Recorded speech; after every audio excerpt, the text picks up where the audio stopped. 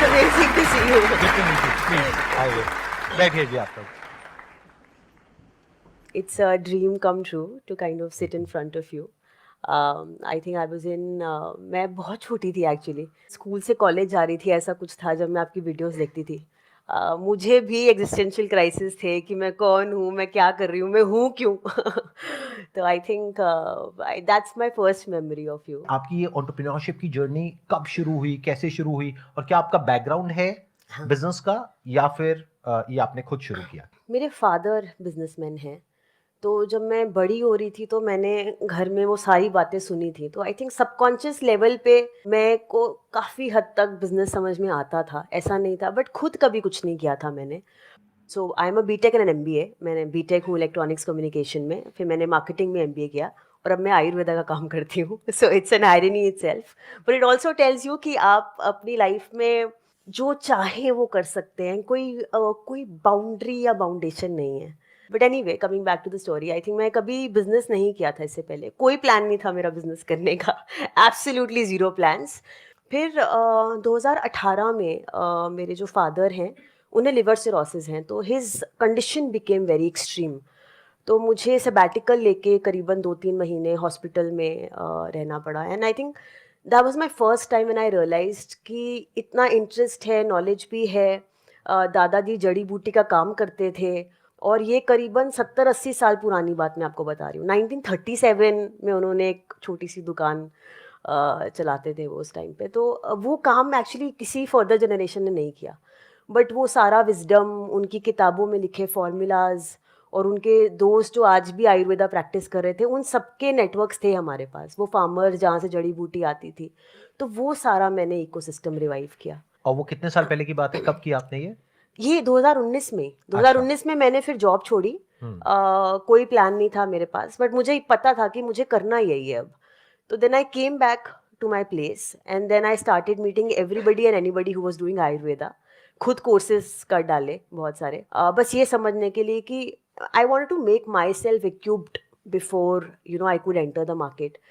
And फिर बहुत सारी चीज़ें समझी, क्यों एलोपैथी काम करता है, क्यों लोग, इतनी बड़ी बड़ी आयुर्वेदिक कंपनीज हैं इंडिया में, क्यों लोग उनसे क्यों नहीं खरीद रहे, या क्यों वो फैशनेबल नहीं है, या it is not, there is a lot of myth around Ayurveda.